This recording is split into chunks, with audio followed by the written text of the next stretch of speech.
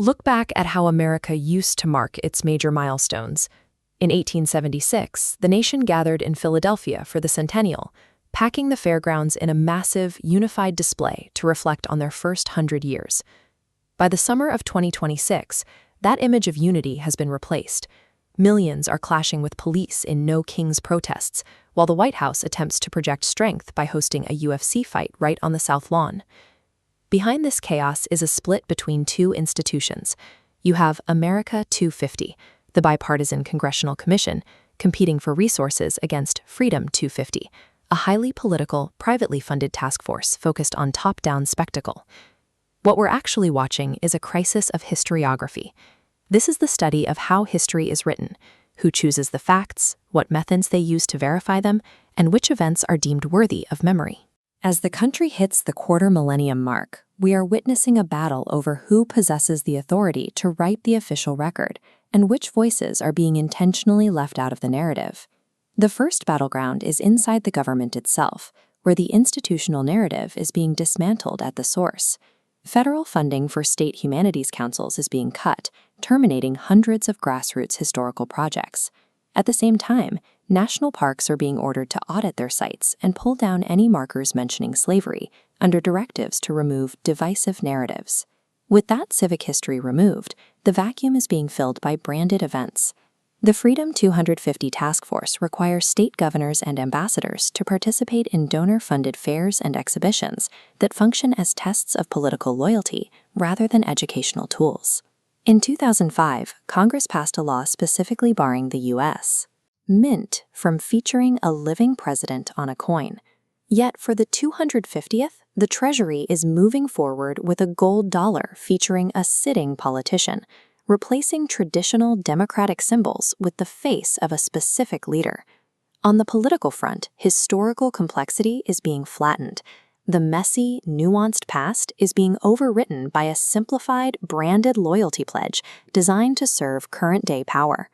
But Washington is only half the story. The other front is located thousands of miles away in Silicon Valley, inside what researchers call the ChatGPT civilization. This diagram shows how generative AI can weaponize the past. Raw historical data flows into an algorithmic black box, where it is filtered through modern directives to output uniform, often partisan results. We see this with projects like the Founders Museum. Instead of reading primary source documents, students interact with AI-generated founding fathers who have been programmed to repeat modern political catchphrases, like "facts don't care about your feelings." Generative AI is blurring the line between factual records and algorithmic fiction. When the algorithm becomes the primary lens for the past, the original human voices risk becoming secondary to the software's programmed output. To understand how to fight back against this kind of erasure, we can look at a historical precedent where an entire industry tried to write its founders out of existence. In the early decades of the motion picture industry, women directors, producers, and stars built Hollywood. They ran studios, wrote blockbuster scripts, and held significant executive power. But as the film industry became more profitable, the male-dominated studio system pushed these women out of their roles and systematically buried their contributions to consolidate control. Recovering those names required decades of rigorous labor by feminist historiographers. They had to bypass the official archives entirely, piecing the truth together from forgotten scrapbooks, old cookbooks, and personal memoirs. That same process of recovery is happening right now in 2026.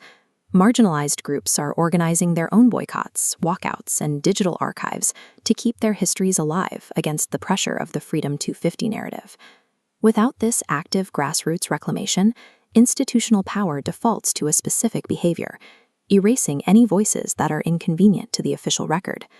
When you strip away the culture wars, you are left with physical artifacts. The Declaration of Independence is a parchment that survived 250 years.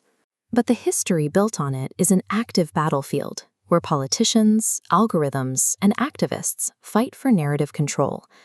This timeline represents a shift in how we process our national identity. The 250th anniversary hasn't produced a new consensus. Instead, it has formalized a split, where the American story no longer follows one path, but splinters into divergent, incompatible versions of the truth. As we enter the ChatGPT civilization, the story of America's next 2 centuries will be defined by a single question: who controls the tools we use to tell it?